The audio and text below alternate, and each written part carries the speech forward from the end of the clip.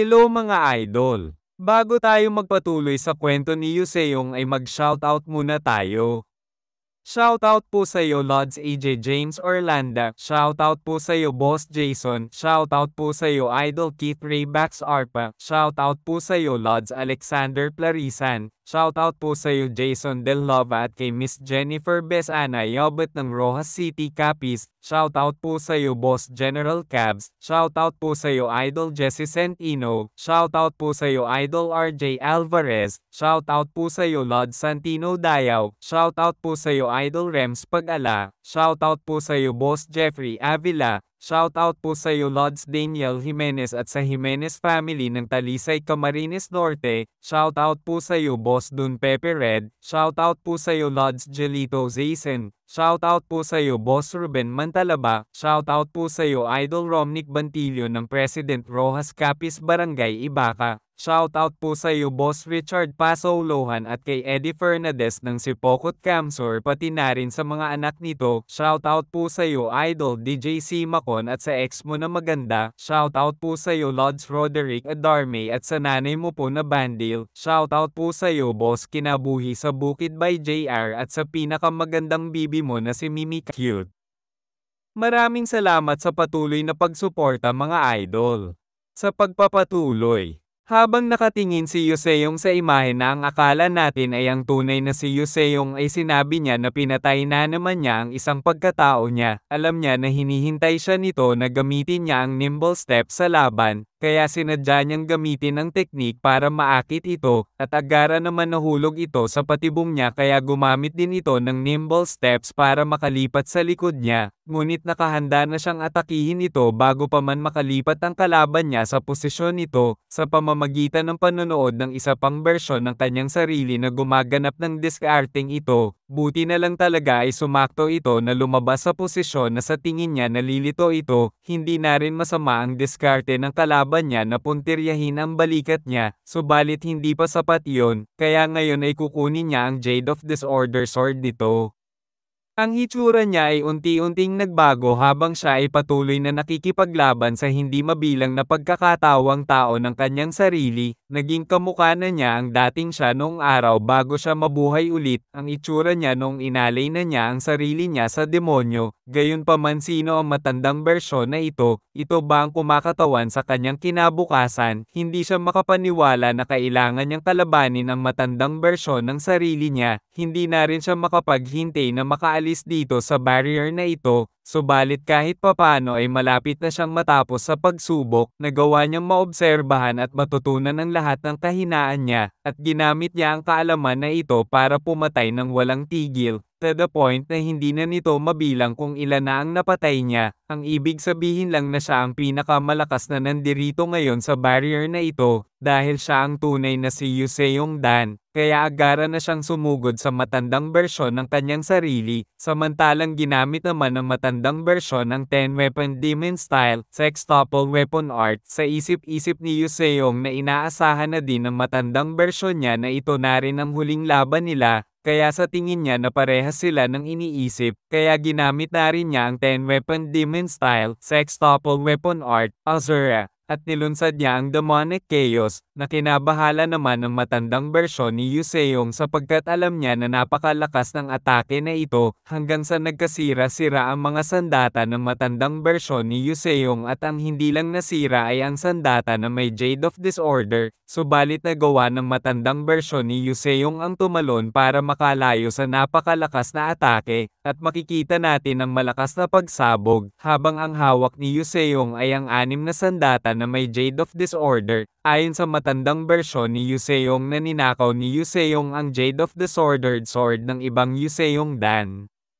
Ayon naman kay Yuseong na totoong kinuha niya ang mga sandata ng ibang Yuseong Dan habang ang matandang bersyon naman ay ang pantali lang sa buhok ang kinuha nito. Ayon sa matandang bersyon ni Yuseong na ito ang walang alinlangan na makapangyarihan bilang isa sa mga huling natitirang bersyon ni Yuseong. Sa isip-isip naman ni Yuseong na hindi man lang nababahala ang kalaban niya kahit kitang-kita naman ang kalamangan niya, maaari sigurong nagkaroon na ito ng ilang uri ng karanasan sa sitwasyon bersyon na ito, sinabi ni Yuseong na syempre siya ang pinakamalakas sapagkat siya ay mas espesyal kaysa sa ibang bersyon ng sarili niya. Ayon naman sa matandang bersyon ni Yuseong na kung ang bagay na iyon ay nagpa-satisfy sa kanya, nagtaka naman si Yuseong sa tanong ng matanda. Ayon pa sa matandang bersyon ni Yuseong na kung masaya ba daw ito nang malaman niya na mas lumakas ito, sa isip-isip ni Yuseong na kung ano ang gustong ipahiwatig ng matandang ito, sinabi niya na syempre ay masaya siya. Ang patuloy na paglakas ay nangangahulugan na papalapit na siya sa pagiging pinakamalakas na mandirigma sa mundo. Paanong hindi siya magsasaya dito? Medyo nalungkot ang matandang bersyon ni Yuseong sa narinig niya. Ayon naman kay Yuseong na kung hindi ba parehas sila ng nararamdaman patungkol doon, sinabi naman ng matanda na hindi siya sigurado dito. Hindi makapaniwala si Yuseong sa sagot ng matanda. Nakausap niya ang iba pang bersyon ng sarili niya sa pagsubok ng barrier na ito. Subalit hindi niya pa narinig ang ganyang sagot ng matanda sa matagal na panahon, ang katagang hindi sigurado, sa hindi malaman na kadahilanan, ito ay tumatak sa puso niya, subalit hindi pero niya ito maintindihan kung bakit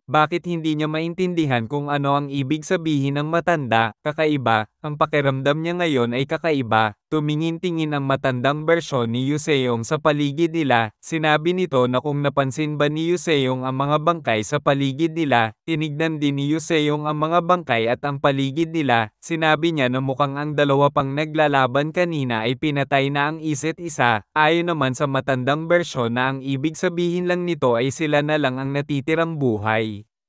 Napatahimik na lang si Yuseong sa sinabi ng matandang bersyon niya. Tinanong ng matandang bersyon ni Yuseong kung ano ang tumatakbo sa isip nito habang pinapatay ang iba't ibang bersyon ng kitauhan niya. Sa isip-isip ni Yuseong na wala siyang maisip na isasagot sa katanungan na ito. Tinanong ng matanda kung bakit hindi ito sumasagot sa tanong niya, biglang pinalabas ni Yuseong ang iba pa niyang mga kamay, at ginamit nito ang 10-weapon demon style, sextuple weapon art, habang sinasabi na siya ang tunay niyang sarili. Naiinis si Yuseong sapagkat hindi niya maintindihan ang ginagawa niya ngayon, bakit niya sinabi ang katagang iyon kung ang tanong ng matanda ay iba naman, napapabuntong hininga na lang ang matandang bersyon ni Yuseong. Sinabi nito na sige na, sabihin na lang nila na ito ang tunay na si Yuseong. Nagagalit naman si Yuseong habang sinasabi na totoo naman na siya ang tunay na si Yuseong at hindi ito isang haka-haka lang. Sinabi naman ng matandang bersyon ni Yuseong na ito ang dahilan kung bakit hindi ito magtatagumpay. Sa isip-isip ni Yuseong kung bakit hindi patungkol sa kung totoong si Yuseong o hindi ang tanong nito, bakit ang hindi magtatagumpay ang sinabi nito. Ayon naman sa matandang bersyon ni Yuseong na ang inaalala lang nito ay ang pagiging mas espesyal niya kaysa sa iba, dahil ba yun sa sinabi ng dalawang matanda, bakit mahalaga para dito ang dalawang ulo na iyon, sinabi ng matandang bersyon na si Yuseong at siya ay magkaparehas lang, may napagtanto siya isang bagay habang nakikipaglaban sa loob ng hanggal na barrier na ito. Sinabi ni Yuseong na magpatuloy ito sa sasabihin, ayon sa matandang bersyon ni Yuseong na hindi na mahalaga kung sino sa kanila ang totoo o hindi, nararamdaman niya ang pag-aalala nito habang nag-uusap sila ngayon, naiintindihan niya ang nararamdaman nito, ang katotohanan na isa lang sa kanila ang makakatapos ng pagsubok na ito at mananatiling buhay bilang tunay na si Yuseong ay sa totoo lang ay nakakatakot ito. Subalit kaya ba nito maalala kung anong pagkatao meron si Demonggi sa dati nilang buhay? Mukha siyang payat na parang walang lalabas kahit isang patak ng dugo kahit tusukin mo siya ng karayom. Ayon naman kay Yuseong na ang naaalala niya ay ito ang praktikal na utak ng Merem Alliance. Siya ang nasa likod ng karamihan sa mga pagkanan ng kanilang kalaban, kaya siya ang pinakamapanganib sa traidor ng Five Monkey. Sinabi ng matandang bersyon ni Yuseong na ito pa rin ang tunay na Demonggi. Sa kabila ng kakaibang hitsura niya ngayon, nagulat si Yuseong nang malaman ito. Sa isip-isip niya na tama ang matandang bersyon ni Yuseong. Ngayong naiisip niya ito, ang kasalukuyang Demonggi ay hindi katulad ng nakaraan mula sa pag-uugali, paraan ng pananalita, at hitsura. Hindi niya ma-imagine na ang bagong Demonggi na meron sila ngayon ay maging katulad ng Demonggi noon sa dati nilang buhay.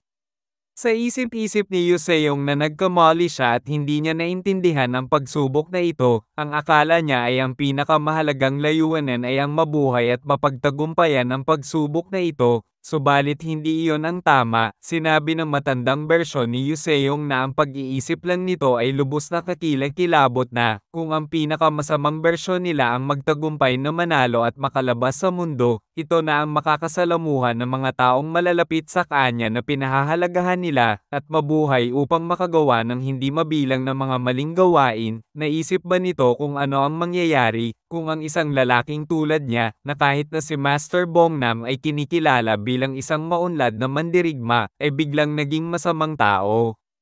Sinabi ng matandang bersyon ni Yuseong na kailangan niyang manalo sa pagsubok na ito dahil mas naiintindihan niya kung paano siya magiging makasarili at magiging masama mula sa taong nagsabing ayaw niyang mamatay mag-isa habang patuloy na kumikitil ng iba hanggang sa taong walang pakialam sa pamamaraan o katwiran kapag pinapatay ang iba. Sobrang natatakot siya at kinikilabutan siya nang napagtanto niya na ang lahat ng mga taong nandirito sa barrier ay siya at nakatago talaga sila sa loob ng puso niya. Sa isip-isip ni Yuseong na sa ngayon ay naiintindihan na niya, akala niya na itong matandang bersyon na ito ay kakaiba sapagkat hindi pa kailanman nagkaroon siya ng kulay puti na buhok sa buong buhay niya. Kahit na sa pisikal na anyo nito, pero paanong hindi man lang nag-mature ang isip niya kung ang kailangan lang naman niyang gawin ay ang talunin si Chonma at iligtas ang bansang Junguan, hindi magiging mahirap para sa kanya ang talunin ang matandang bersyon niya at makaalis sa barrier na ito. Subalit mas maigi na ito ang mabuhay kaysa sa kanya, sapagkat sa bawat pagkatao na meron dito sa barrier na ito, ang matandang bersyon na ito ang pinaka-espesyal sa lahat hanggang sa nagulat si Yuseong sa nakita niya, unti-unti na itong naglalaho at nagiging isang tubig na lang hanggang sa tuluyan na itong naglaho na kinagulat ng matandang bersyon ni Yuseong.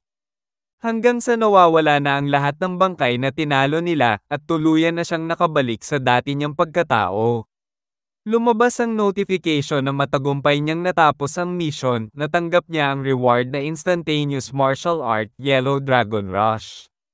Habang malalim ang iniisip ay napagtanto niya na natapos na din ang pagsubok na ito, sa ngayon ay mag-isa na lang siya, ang huling isang pagkatao niya ay tinanggap na nito ang pagkatalo niya habang nakangiti, hindi siya sigurado kung mabibilang ba iyon na pagtanggap nito ng pagkatalo, hindi siya lubos na sigurado dito, sa tingin siguro ng bersyon na iyon na hindi na mahalaga kung sino ang mabuhay sa kanila sapagkat parehas lang naman silang si Yuseong Dan o kaya may ibang rason pa ito kaya sumuko na. Habang pinagmamasdan ang bago niyang martial art na Yellow Dragon Rush ay makikita natin ang paglitaw ng matandang dalawa ang ulo, sinabi ng isang matanda na tama ang sinabi niya. Ang taong ito ang magiging huling nakaligtas, sinang-ayon na naman ng isang ulo ito, hanggang sa tumawa na ang isang ulo na pinagtataka naman ni Yuseong kung anong ginagawa ng dull-minded sage na ito, sinabi ng isang ulo na matagal-tagal din mula nang nagkita sila, sa isip-isip ni Yuseong na kung anong matagal-tagal na din ang sinasabi ng mga ito, hindi maganda ang pagbati na ginagawa ng mga ito. Siguro ay ganito lang ang mga ito sapagkat matagal din silang namuhay ng mag-isa sa barrier na ito, sinabi ng matanda na naiintindihan nila kung anong nangyayari kay Yuseong sapagkat natural nang maramdaman niya ito, hindi makapaniwala si Yuseong na kung nababasa ba ng mga ito ang nasa isip niya, sa tingin niya ay oo sapagkat sila ang gumawa ng barrier na ito. Tinanong ni Yuseong ang dull-minded sage kung gaano na siya katagal sa loob ng barrier.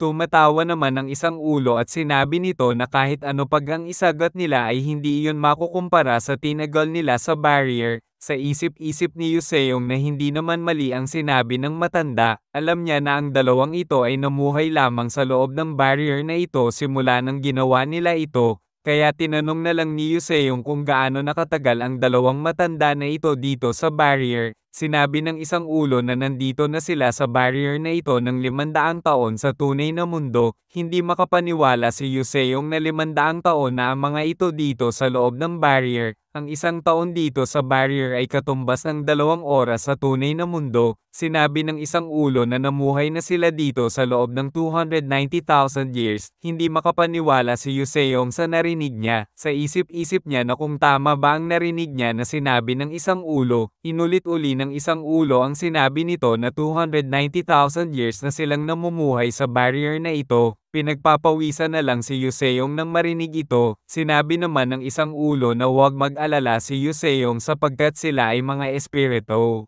Para sa kanila na ang 290,000 years ay mabilis lamang, at pahabol pa nito na nagawang iligtas ni Joseon silang dalawa. Nagtataka si Joseon sa sinabi ng dual-minded sage, kaya tinanong niya kung ano ang ibig sabihin ng mga ito. Ayon naman sa dual-minded sage na nagawa ni Joseon na matagumpayan ang walang katapusan self-transcendence barrier. Sinabi naman ni Joseon na tulad ng sinabi ng dual-minded sage na maglalaho din sila kapag ang barrier ay makapunta na sa dulo nito. Tumatawa naman ang isang ulo habang sinasabi na tama si Joseon, subalit kung hindi ito kaligtasan, ano pa kaya ang tawag dito? Habang pinagmamasdan ni Joseon ang matanda ay nakita niya na tumatawa ito nang hindi man lang makikita sa kanya ang bakas ng panghihinayang. 270,000 taon na pag-iisa. Masaya ba ito na natapos na rin sa wakas? Sinabi naman ng isang ulo na tama si Joseon. Nagpapasalamat din siya na si Joseon ang nakagawang mapagtagumpayan ang pagsubok sa barrier na ginawa nila. Tinanong ni Joseon na iyon lang ba talaga ang gusto ng mga ito, ang makita nila ang isang tulad niya na matagumpay na magamit ang Dolmine technique. Sinang-ayon na naman ito ng isang ulo, dahil iyon ang pinakalayunin nila sa loob ng 270,000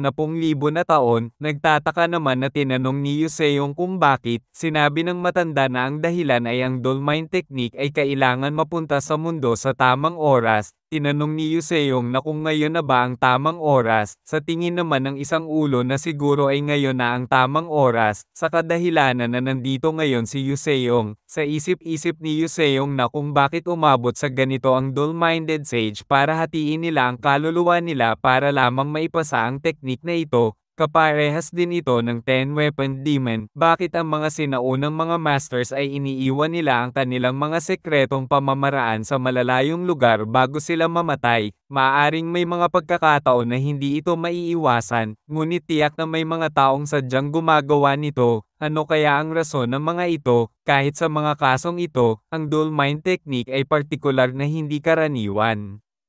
Dahil ang dual-minded sage ay nagawang ialay ang buhay nila para ibigay ang kalahati ng kaluluwa nila sa libro para lamang makahanap ng taong magmamana nito. Tinanong ng dual-minded sage si Joseon na kung narinig na ba nito ang patungkol sa primeval incarnates. Sa kabilang banda ay nagpatuloy ang laban ni Giho kay Honamdo. Sinabi ni Honamdo na kung hindi lang disipulo si Giho ng Merem High Lord ay baka pinaghaatinan niya ito sa maraming piraso. Subalit kung magpapatuloy si Giho na kalabanin ng Shadow Hand ay ituturing na nila itong kalaban kahit pa disipulo ito ng Merem High Lord. Kaya mas mabuting gumilid na si Giho at huwag nang makialam. Ayon naman kay Giho na dapat ay gamitin man lang ni Honamdo ang common sense nito. Sa tingin ba daw nito na kung sino ang masamang tao dito ngayon, kung ang bata na pinoprotektahan ng kanyang kaibigan sa gustong pumatay dito, o kung ang taong gustong patayin ang bata na ito gamit ang kanyang malaking espada? Napatahimik na lang si Honamdo sa sinabi ni Giho.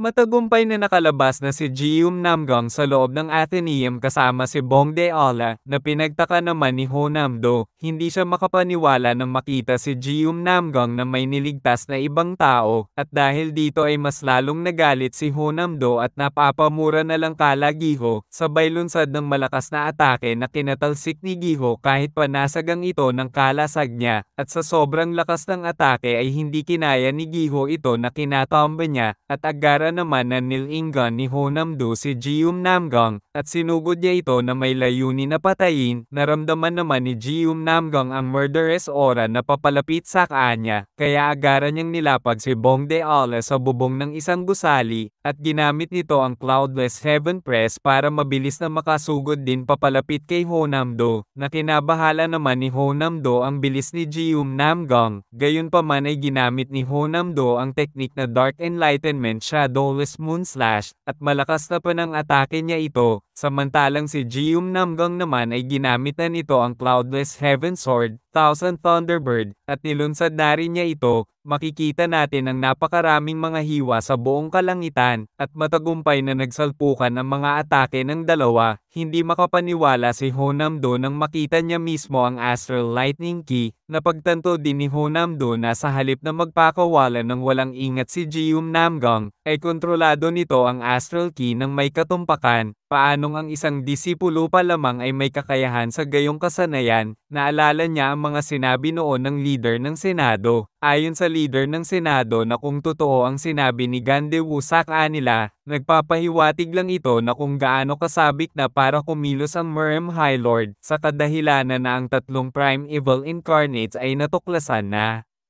Sa isip-isip ni Honamdo na nung araw na iyon ay hindi siya nabahala sapagkat hindi niya pa lubos na nauunawaan ang kapangyarihan ng isang Prime Evil Incarnates, subalit ngayon ay may tatlong prodigy na nakasing lakas ng disipulo na kinakalaban niya ngayon. Ito ay walang alinlangan na isang babala ng isang mapanganib na ikakagulat ng lahat sa bansang Junguan.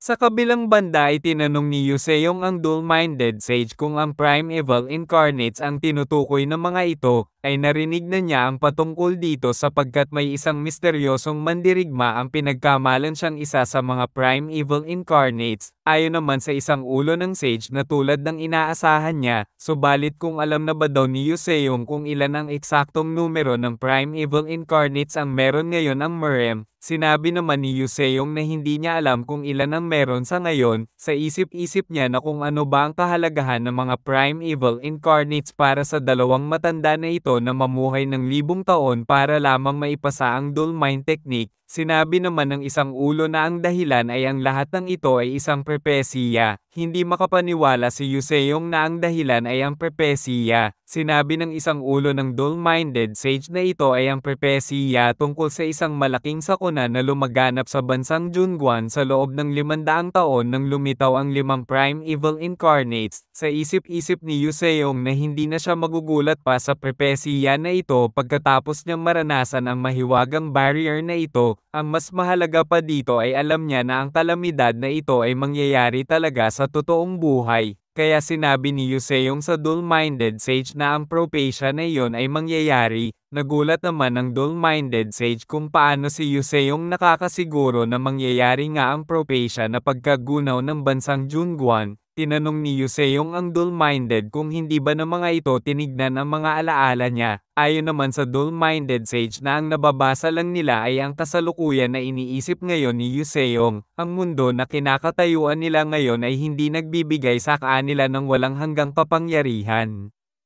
At lalong mas mahirap para sa kanila ang mapasok ang isang matigas na pag-iisip ng tulad kay Yuseong. Napatahimik na lang ang ating bida sa mga narinig niya. Sinabi ni Yuseong na ang prepesiya na sinabi ng mga ito ay magkakatotoo. Naiinis na tinanong ulit ng dual-minded sage kung paano nga ito nalaman ni Yuseong at kung bakit siguradong sigurado ito sa patungkol doon. Ayon naman sa ating bida na ang dahilan ay nakita niya mismo ito at naranasan niya ang mga pangyayaring iyon. Nagtataka na lang ang dual-minded sage sa mga pinagsasabi ni Yuseong. Kaya sinabi ng mga ito na gusto pa nila ng tiyak na paliwanag sa mga pahayag ni Yuseong hanggang sa kinuwento na ni Yuseong ang lahat ng nangyari sa buhay niya at kung paano niya nalaman ang patungkol sa pagkagunaw ng bansang Junguan.